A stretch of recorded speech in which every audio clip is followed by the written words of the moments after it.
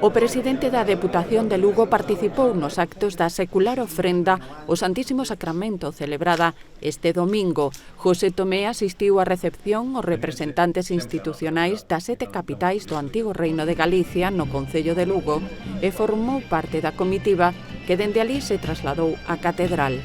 A ofrenda ten as súas orixes no século XVII. A primeira tivo lugar en 1672 e dende 1925 leva celebrándose co mesmo cerimonial, oficiada cada ano por un dos alcaldes das cidades do antigo reino que fai a súa entrega ao bispo da súa diócese. Este correspondeulle ao alcalde de Mondoñedo.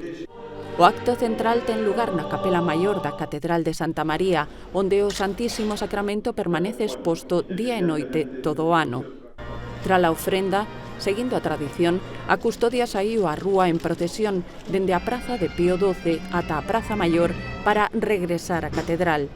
José Tomé destacou o valor histórico e relixioso desta ofrenda que representa a unión das cidades do antigo Reino de Galicia, A Coruña, Lugo, Ourense, Santiago de Compostela, Mondoñedo, Betanzos e Tui.